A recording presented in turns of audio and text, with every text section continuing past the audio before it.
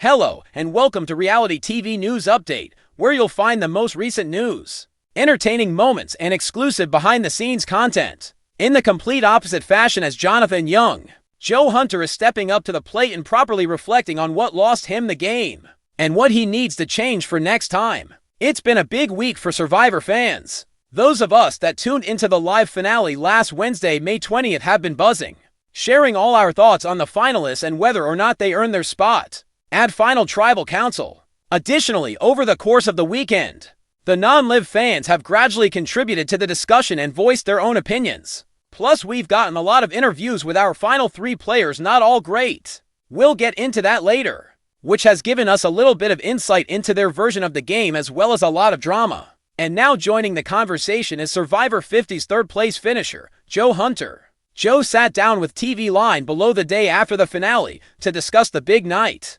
Final Tribal Council, his in-game reflections, and more. A refreshing contrast to the Jonathan Young exit press we've been seeing all over the place, where he tells every single outlet who talks to him that the jury was bitter and he should have won. But Joe starts off by immediately showing his gratitude. With the new teaser trailer for Survivor 51 being released at the end of the finale, Joe says he'll take it in while I can, referring to the attention because the show is already onto the next season and he knows soon he and all his Survivor 50 castmates will be yesterday's news. He then shares his perspective on Final Tribal Council, naming the jury members who, in his opinion, did a good job by clearly not voting at the end. Emily Flippin, to Rick Devens, Christian Habitsky, to Dee Valadares, they gave grace, they gave peace. They gave an environment that at least made you feel like you had a fighting chance. For all three of us, he goes on to tell TV Line staff editor Nick Caruso that that's the kind of jury you want.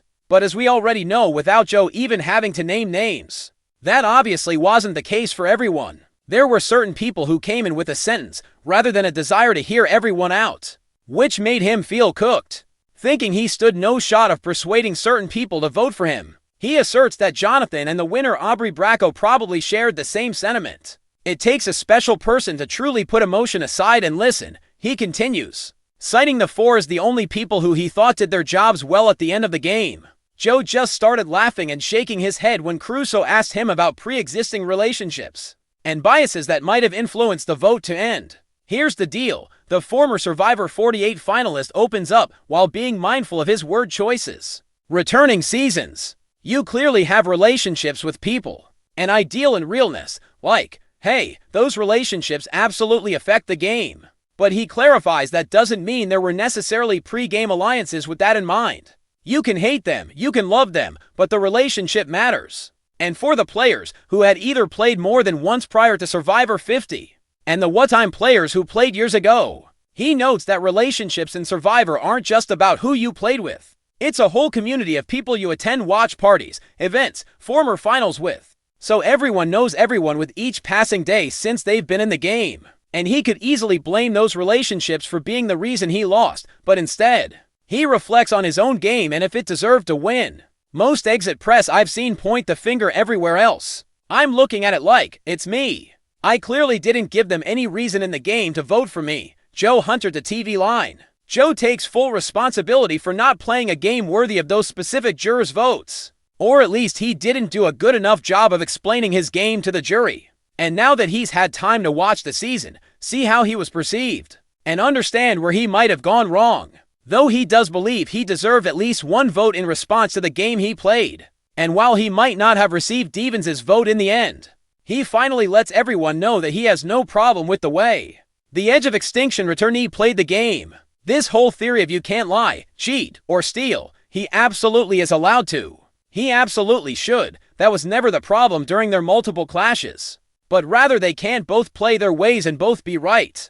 Joe says in the eyes of the fans, one person always has to be a hero and one person always has to be a villain when there's two opposing styles of gameplay. And that's exactly what happened. The people who loved Joe hated Devens and the people who loved Devens hated Joe. However, Joe states, if I could go back right now, that conversation goes completely different regarding Devens' initial headbutting. And based on his exit press a couple weeks ago, Devens agrees. And as I've said multiple times, Joe seems like an incredibly upstanding guy, like we saw in Survivor 48.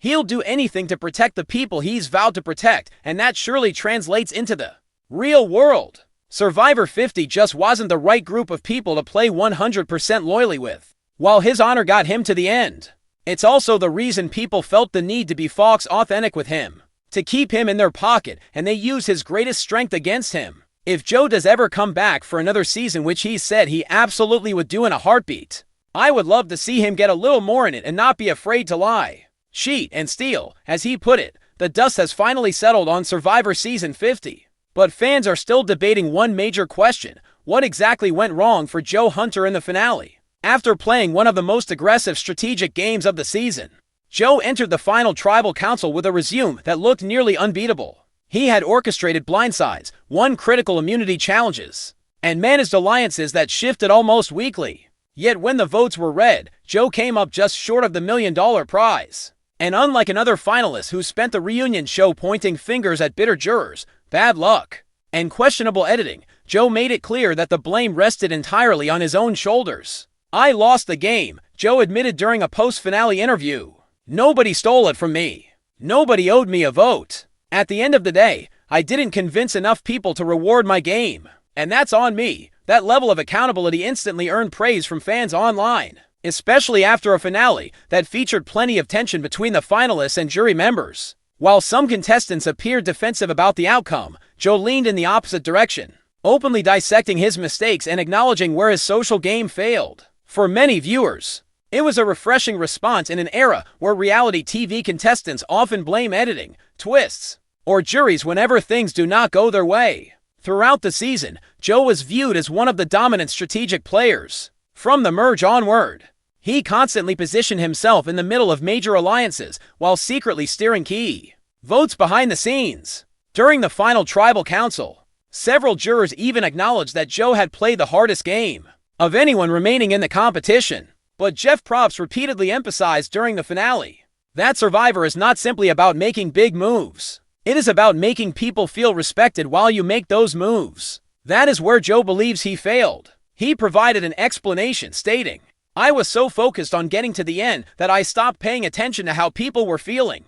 After they got blindsided, I thought if I could explain the strategy later, they'd respect it. But emotions matter in this game more than I realized." Several jury members appeared visibly frustrated during final tribal council, particularly when discussing how Joe handled betrayals late in the season.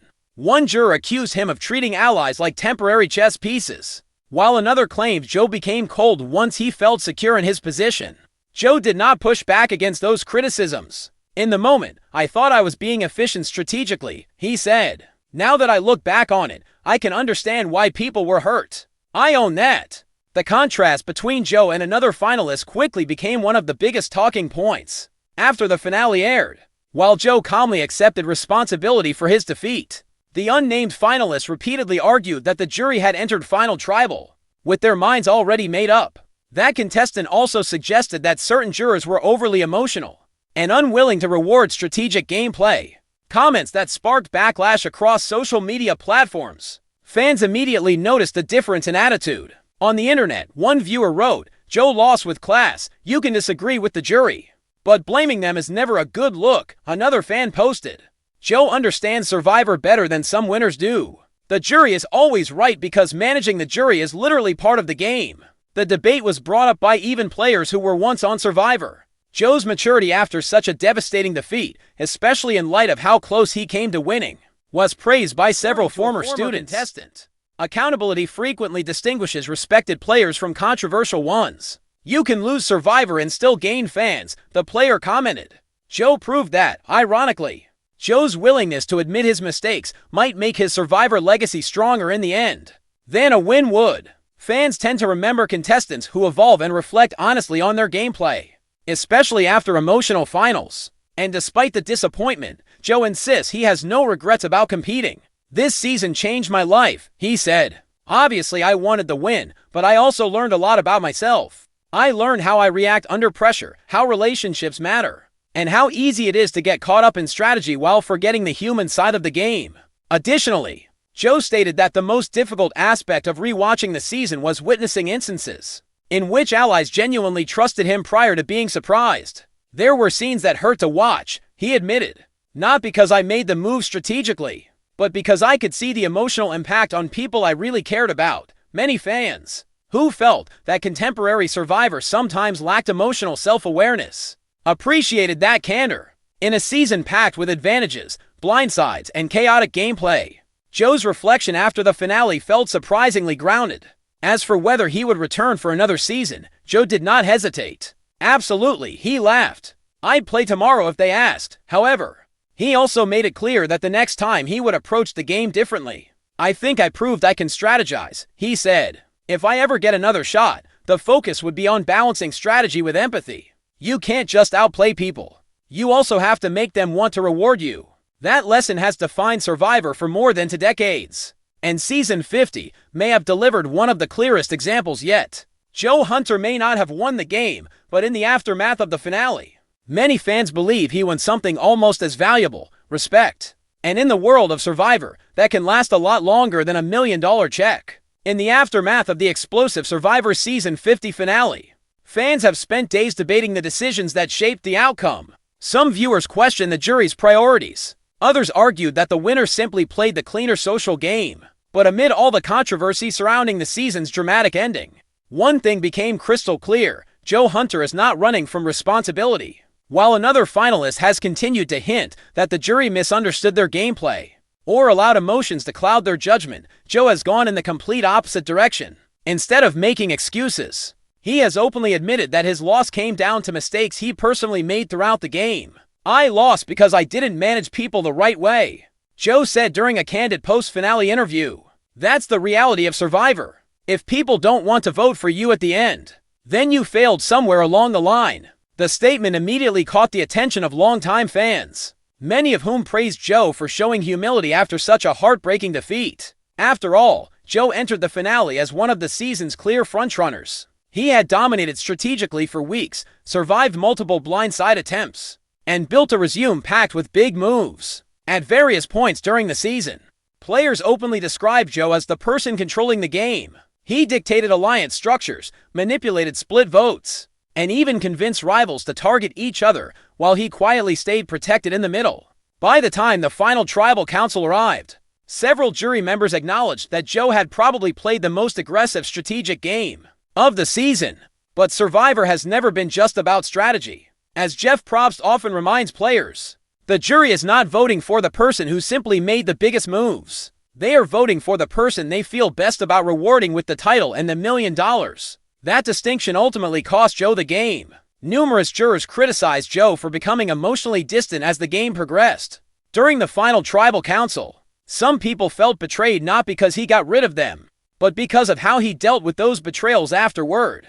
One juror claimed Joe acted as if relationships stopped mattering once someone became expendable strategically. Another accused him of prioritizing efficiency over empathy. Joe listened intently and concurred with most of the criticism rather than retaliating or becoming defensive. That was hard to hear, but they weren't wrong, Joe admitted later. I got tunnel vision.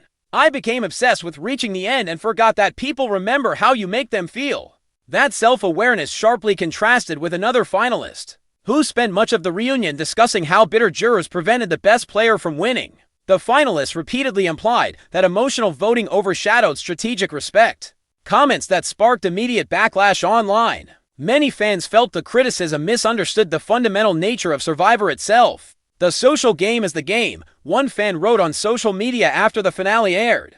You don't get to ignore people's feelings for 26 days, and then complain when they don't vote for you, another viewer posted. Joe understands why he lost. That's why people respect him even more now. In fact, Joe's reputation may have improved after the finale despite losing. Throughout the season, some fans viewed him as overly ruthless, especially during a brutal mid-merge stretch where he orchestrated consecutive blindsides against close allies. However, his willingness to honestly consider those choices has altered the perception of him among many viewers. Former Survivor players also weighed in after the finale. Several alumni praised Joe for accepting responsibility rather than blaming the jury or production twists. One former contestant posted online that losing gracefully is one of the hardest things to do in reality television. Everybody thinks they'll handle defeat well until it actually happens, the former player wrote. Joe showed real maturity. Joe himself acknowledged that it has been difficult to watch the season again. There were moments I didn't realize how cold I came across, he explained. When you're out there, you justify everything because you think it's necessary for your survival in the game. But seeing it from the outside gives you perspective. One particular episode reportedly hit Joe especially hard. During the episode, one of his closest allies tearfully expressed complete trust in him mere hours before Joe blindsided them at tribal council. That was rough, Joe admitted. Strategically, I still think it was the right move. But emotionally, I could have handled that relationship with a lot more care. Despite the disappointment, Joe insists he does not regret playing aggressively. He stated, "If you play scared, you usually lose Survivor. I'm proud that I took risks and made moves. I just needed a better balance between strategy and humanity."